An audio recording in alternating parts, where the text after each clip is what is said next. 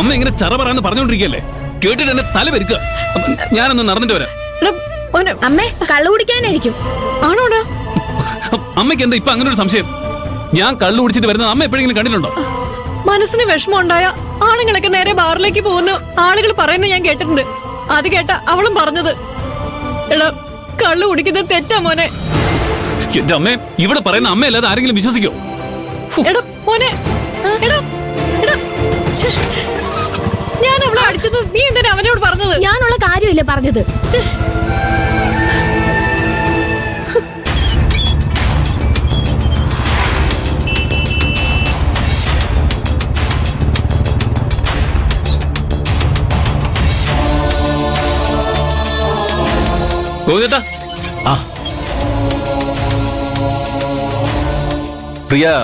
പ്രിയന്റെ അമ്മ ഇവിടെ വന്നപ്പോഴാ കാര്യങ്ങളൊക്കെ ഞാൻ അറിഞ്ഞത്. ലോക്കപ്പിലാണെന്നാണല്ലോ കേട്ടത്. ജാമ്യത്തിൽ ഇറങ്ങിയതാ? അല്ല, അത് ചെയ്തത് ഞാനല്ലെന്ന് മനസ്സിലായപ്പോ പോലീസ് എന്നെ വെറുതെ വിട്ടു. നന്നായി. അല്ലെങ്കിൽ നല്ല മനസ്സുള്ളവരെ ഈശ്വരൻ എപ്പോഴും പരീക്ഷിക്കും. രണ്ടുപേരുടെ മനസ്സ് നല്ലതാ, അതുകൊണ്ട് രണ്ടുപേരെയും ദൈവം പരീക്ഷിച്ചു. അല്ലായിരുന്നെങ്കിൽ അവള് നിന്നെക്കുറിച്ച് അങ്ങനെയൊക്കെ പറയുമായിരുന്നോ? എനിക്ക് അവളെ ഒന്ന് കാണണം. ഇപ്പോഴോ? അമ്മ ഇവിടെ വന്ന് അവളെ തല്ലിയെന്നറിഞ്ഞു. അവളോട് എനിക്കൊരു സോറി പറയണം. ഗോവിന്ദേട്ടൻ അവളെ ഒന്ന് വിളിക്കാമോ? അവളുടെ ഭാഗത്ത് നിന്ന് അങ്ങനെ ഒരു തെറ്റ് സംഭവിച്ചോണ്ടല്ലേ പ്രിയന്റെ അമ്മ അവളെ അടിച്ചത്. അതിന് പ്രിയൻ എന്തിനാ അവളോട് സോറി പറയുന്നത്?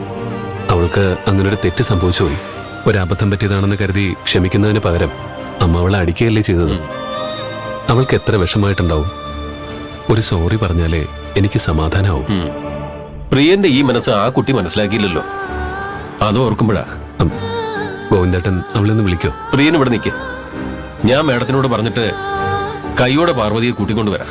അയ്യോ, മാഡം ഒന്നും അറിയണ്ട. ഞാൻ അവളെ കണ്ടിട്ട് പെട്ടെന്ന് പൊയ്ക്കോളാം. അത് പറ്റില്ല. നിന്റെ അമ്മ ഇവിടെ ഒന്ന് പ്രശ്നം ഉണ്ടാക്കി പോയില്ലേ? അതുകൊണ്ട് മാഡത്തിന്റെ സ്ട്രിക്റ്റ് ഓർഡറാ, ഇവിടെ ആര് വന്നാലും മാഡത്തെ അറിയിക്കണമെന്ന്. പകലായാലും ശരി, രാത്രിയായാലും ശരി. മാഡത്തിന്റെ മനസ്സിൽ ഇപ്പോഴും ആ ദേഷ്യം ഉണ്ടാവും. എന്നോടും ഉണ്ടാവും.